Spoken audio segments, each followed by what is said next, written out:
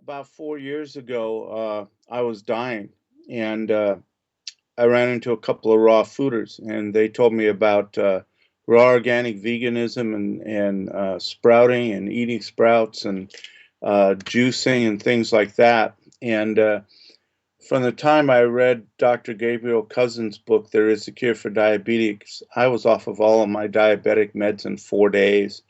I weighed 430 pounds, and in a year and 3 months to a year and 6 months, I was down to 200. I was down to 200. I lost 230 pounds. I had diabetes, and that was gone. I was on 25 prescription medications. In 6 months, I was off of 24 of them.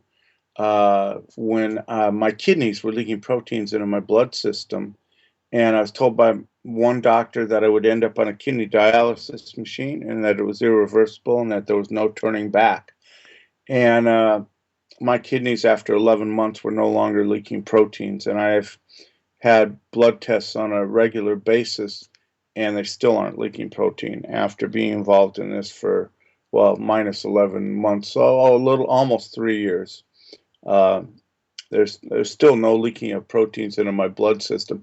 I had colon cancer that was gone in 6 months. I mean, it was just stage one, but still, I used no chemotherapy or radiation. So I had, I mean, I'm alive today because of all of this, and I just I just am about getting the word out about this because I'm not an isolated incident. I'm not a something that just is. This is kind of what's normal that's happening within the raw food movement. To see these kinds of what we would call amazing healings through food. I mean, don't get me wrong. I'm not telling people to not go see their doctors. Everybody. I mean, I was seeing my doctor. Let me tell you.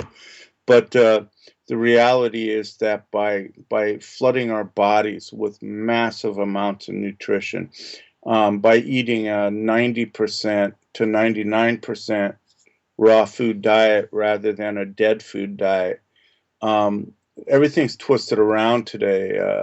Really, people put values on their house and their cars, and they strive to do this and they strive to do that.